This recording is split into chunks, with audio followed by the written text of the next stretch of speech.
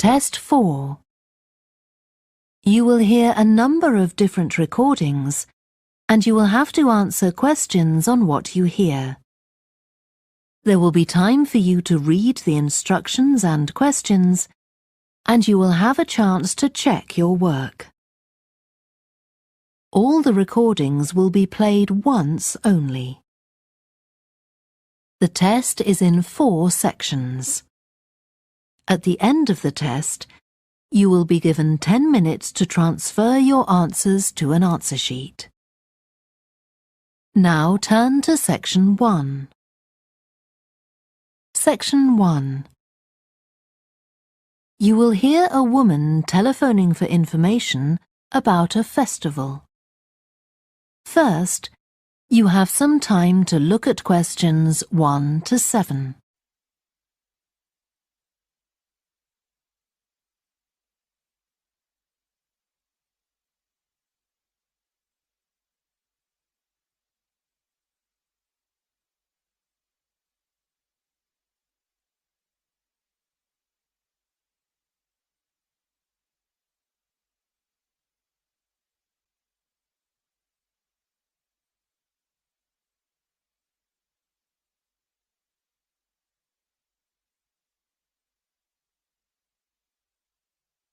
You will see that there is an example that has been done for you.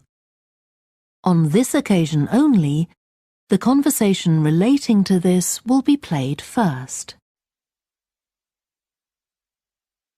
Good morning, Stretton Festival box office. How can I help you? Oh, hello. My family and I are on holiday in the area, and we've seen some posters about the festival this week. Could you tell me about some of the events, please? Of course. First of all, are there still tickets available for the jazz band on Saturday? There are, but only £15. The £12 seats have all been sold. The man says that tickets are available for £15, so 15 has been written in the space. Now we shall begin. You should answer the questions as you listen because you will not hear the recording a second time. Listen carefully and answer questions 1 to 7. Good morning, Stretton Festival box office. How can I help you? Oh, hello. My family and I are on holiday in the area, and we've seen some posters about the festival this week. Could you tell me about some of the events, please? Of course. First of all, are there still tickets available for the jazz band on Saturday? There are, but only £15. The £12 seats have all been sold. OK, and the venue is the school, isn't it? Yes, that's right. The secondary school. Make sure you don't go to the primary school by mistake. And there's an additional performer who isn't mentioned on the posters. Carolyn Hart is going to play with the band. Oh, I think I've heard her on the radio. Doesn't she play the oboe or flute or something? Yes, the flute. She usually plays with symphony orchestras, and apparently this is her first time with a jazz band. Well, I'd certainly like to hear her. Then the next thing I want to ask about is the duck races. I saw a poster beside a river. What are they exactly? Well, you buy a yellow plastic duck, or as many as you like. They're £1 each. And you write your name on each one. There'll be several races, depending on the number of ducks taking part.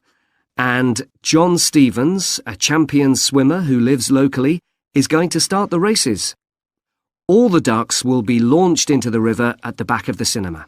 Then they'll float along the river for 500 metres, as far as the railway bridge. And are there any prizes? Yes.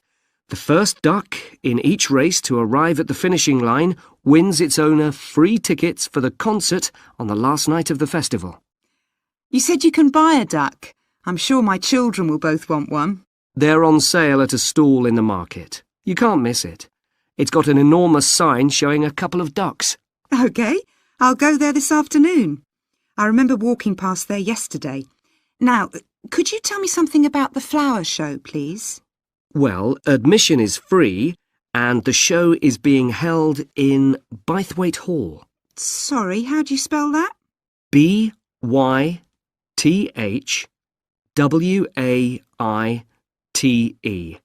Bythwaite. Is it easy to find? I'm not very familiar with the town yet. Oh, you won't have any problem. It's right in the centre of Stretton. It's the only old building in the town, so it's easy to recognise. I know it. I presume it's open all day. Yes, but if you'd like to see the prizes being awarded for the best flowers, you'll need to be there at 5 o'clock. The prizes are being given by a famous actor, Kevin Shapless. He lives nearby and gets involved in a lot of community events. Gosh, I've seen him on TV. I'll definitely go to the prize giving. Right. Before you hear the rest of the conversation, you have some time to look at questions 8 to 10.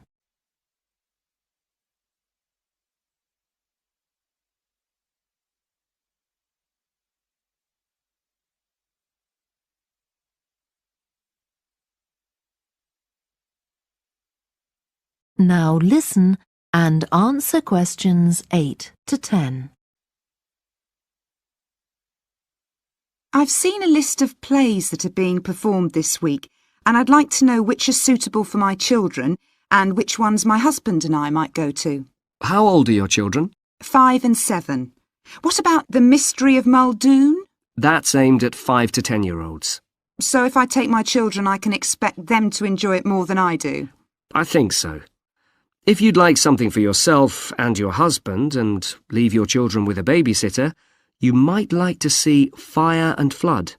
It's about events that really happened in Stretton 200 years ago, and children might find it rather frightening. Oh, thanks for the warning. And finally, what about Silly Sailor? That's a comedy, and it's for young and old. In fact, it won an award in the Stretton Drama Festival a couple of months ago. OK. Well, goodbye and thanks for all the information. I'm looking forward to the festival. Goodbye. That is the end of section 1. You now have half a minute to check your answers.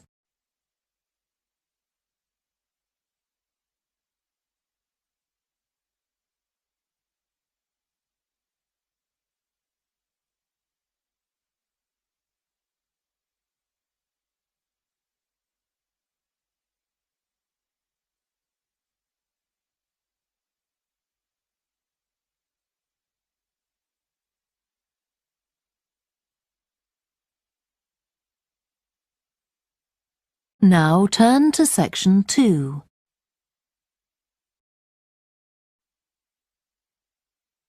Section 2. You will hear a guide at an art museum talking to a group of visitors. First, you have some time to look at questions 11 to 16.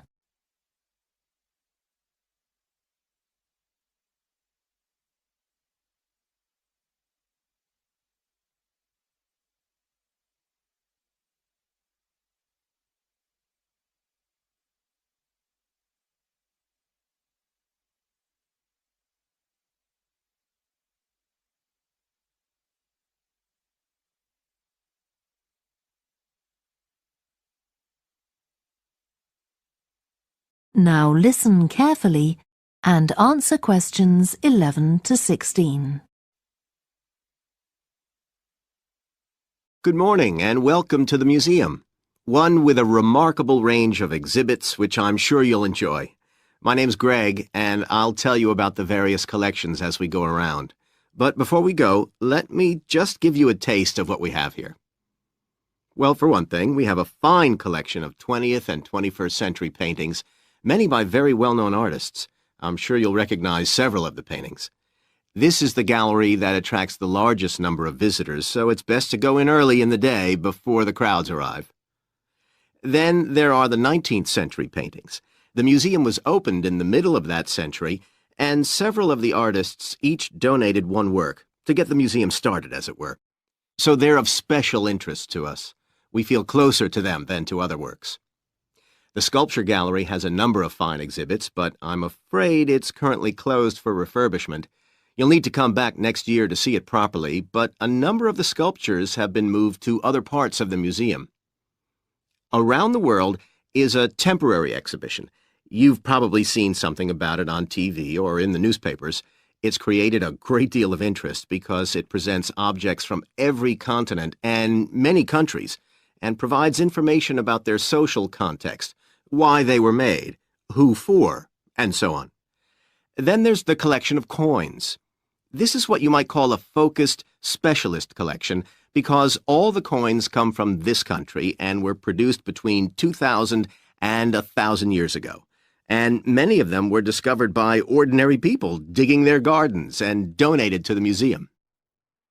All our porcelain and glass was left to the museum by its founder when he died in 1878, and in the terms of his will, we're not allowed to add anything to that collection. He believed it was perfect in itself, and we don't see any reason to disagree.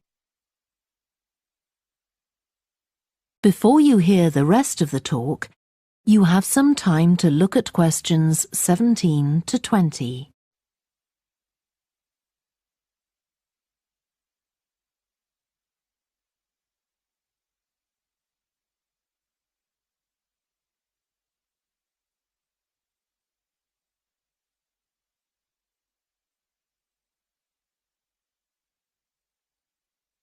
Now listen and answer questions 17 to 20. Okay, that was something about the collections, and now here's some more practical information, in case you need it. Most of the museum facilities are downstairs in the basement, so you go down the stairs here. When you reach the bottom of the stairs, you'll find yourself in a sitting area with comfortable chairs and sofas where you can have a rest before continuing your exploration of the museum. We have a very good restaurant which serves excellent food all day in a relaxing atmosphere. To reach it, when you get to the bottom of the stairs, go straight ahead to the far side of the sitting area, then turn right into the corridor. You'll see the door of the restaurant facing you. If you just want a snack or if you'd like to eat somewhere with facilities for children, we also have a cafe. When you reach the bottom of the stairs, you'll need to go straight ahead, turn right into the corridor, and the cafe is immediately on the right. And talking about children, there are baby-changing facilities downstairs. Cross the sitting area, continue straight ahead along the corridor on the left, and you and your baby will find the facilities on the left-hand side.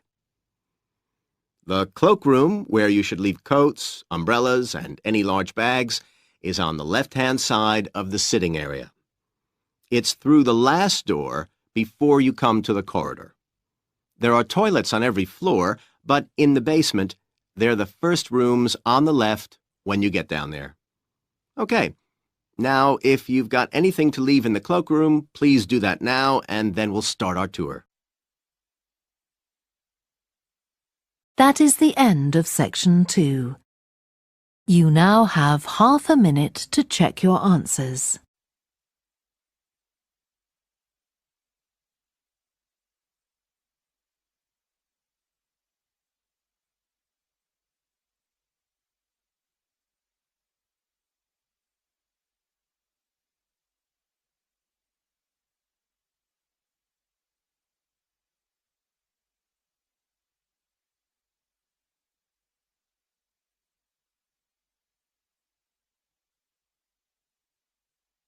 Now turn to section 3.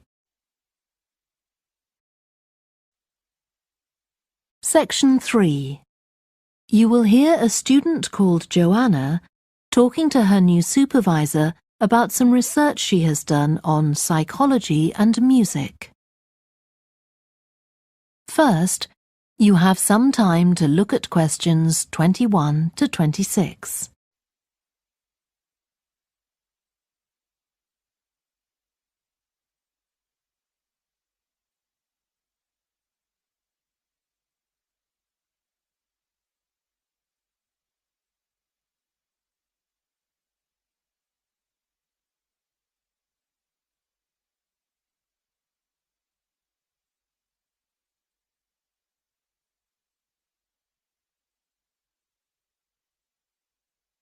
Now listen carefully and answer questions 21 to 26. Hi, Joanna. Good to meet you. Now, before we discuss your new research project, I'd like to hear something about the psychology study you did last year for your master's degree. So, how did you choose your subjects for that? Well, I had 6 subjects, all professional musicians and all female. 3 were violinists, and there was also a cello player and a pianist and a flute player. They were all very highly regarded in the music world, and they'd done quite extensive tours in different continents, and quite a few had won prizes and competitions as well. And they were quite young, weren't they? Yes, between 25 and 29. The mean was 27.8. I wasn't specifically looking for artists who'd produced recordings, but this is something that's just taken for granted these days, and they all had. Right. Now, you collected your data through telephone interviews, didn't you? Yes. I realised if I was going to interview leading musicians, it'd only be possible over the phone because they're so busy. I recorded them using a telephone recording adapter. I'd been worried about the quality, but it worked out all right. I managed at least a 30-minute interview with each subject, sometimes longer. Did doing it on the phone make it more stressful? I'd thought it might. It was all quite informal, though, and in fact they seemed very keen to talk. And I don't think using the phone meant I got less rich data. Rather the opposite, in fact. Interesting. And you were looking at how performers dress for concert performances? That's right. My research investigated the way players see their role as a musician and how this is linked to the type of clothing they decide to wear. But that focus didn't emerge immediately. When I started, I was more interested in trying to investigate the impact of what was worn on those listening, and also whether someone like a violinist might adopt a different style of clothing from, say, someone playing the flute or the trumpet. It's interesting that the choice of dress is up to the individual, isn't it? Yes, you'd expect there to be rules about it in orchestras, but that's quite rare. Before you hear the rest of the discussion, you have some time to look at questions 27 to 30.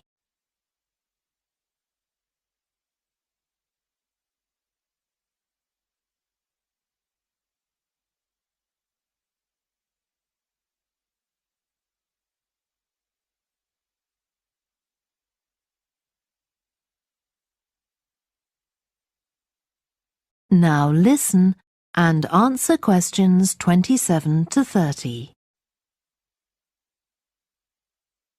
You only had women performers in your study.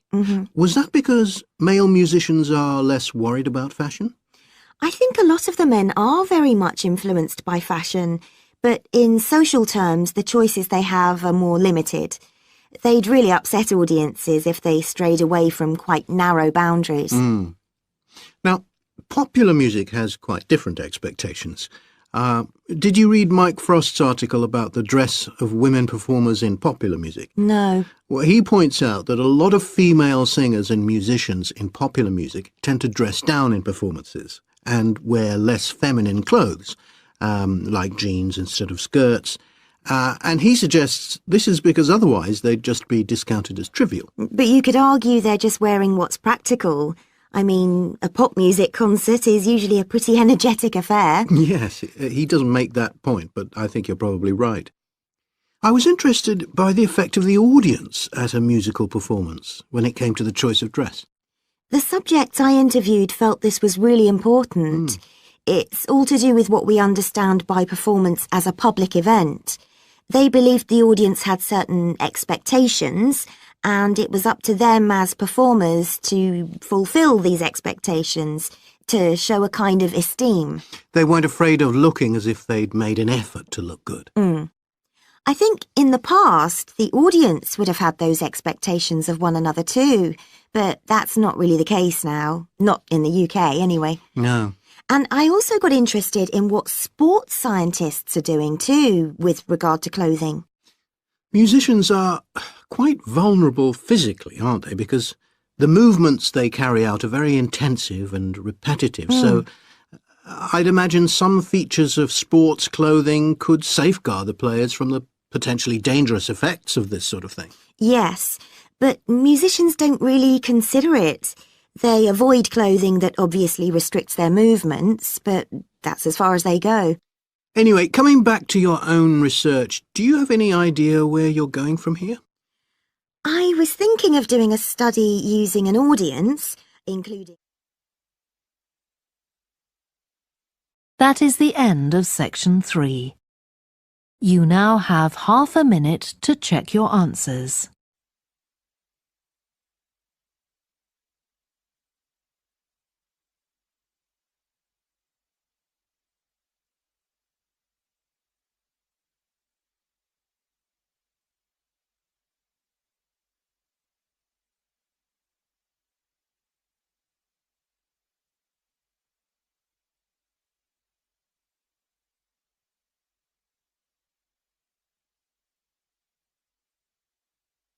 Now turn to section 4. Section 4. You will hear part of a lecture about a way of reducing the amount of carbon dioxide in the atmosphere. First, you have some time to look at questions 31 to 40.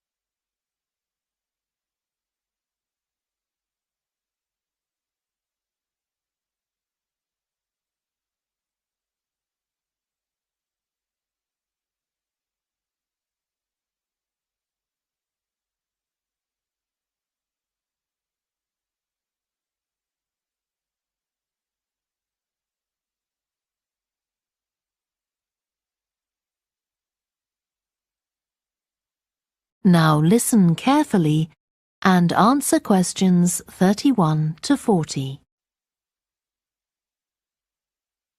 As we saw in the last lecture, a major cause of climate change is the rapid rise in the level of carbon dioxide in the atmosphere over the last century.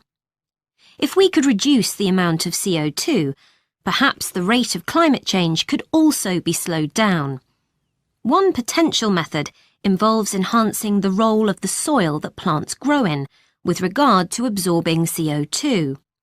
Ratan Lal, a soil scientist from Ohio State University in the USA, claims that the world's agricultural soils could potentially absorb 13% of the carbon dioxide in the atmosphere, the equivalent of the amount released in the last 30 years, and research is going on into how this might be achieved. Lal first came to the idea that soil might be valuable in this way, not through an interest in climate change, but rather out of concern for the land itself and the people dependent on it. Carbon-rich soil is dark, crumbly and fertile and retains some water. But erosion can occur if soil is dry, which is a likely effect if it contains inadequate amounts of carbon. Erosion is of course bad for people trying to grow crops or breed animals on that terrain. In the 1970s and 80s, Lal was studying soils in Africa so devoid of organic matter that the ground had become extremely hard, like cement. There he met a pioneer in the study of global warming who suggested that carbon from the soil had moved into the atmosphere. This is now looking increasingly likely. Let me explain. For millions of years, carbon dioxide levels in the atmosphere have been regulated, in part, by a natural partnership between plants and microbes, tiny organisms in the soil. Plants absorb CO2 from the air and transform it into sugars and other carbon-based substances. While a proportion of these carbon products remain in the plant, some transfer from the roots to fungi and soil microbes, which store the carbon in the soil. The invention of agriculture some 10,000 years ago disrupted these ancient soil-building processes and led to the loss of carbon from the soil. When humans started draining the natural topsoil and ploughing it up for planting, they exposed the buried carbon to oxygen. This created carbon dioxide and released it into the air. And in some places, grazing by domesticated animals has removed all vegetation, releasing carbon into the air. Tons of carbon have been stripped from the world's soils, where it's needed, and pumped into the atmosphere. So, what can be done? Researchers are now coming up with evidence that even modest changes to farming can significantly help to reduce the amount of carbon in the atmosphere. Some growers have already started using an approach known as regenerative agriculture. This aims to boost the fertility of soil and keep it moist through established practices. These include keeping fields planted all year round and increasing the variety of plants being grown. Strategies like these can significantly increase the amount of carbon stored in the soil, so agricultural researchers are now building a case for their use in combating climate change.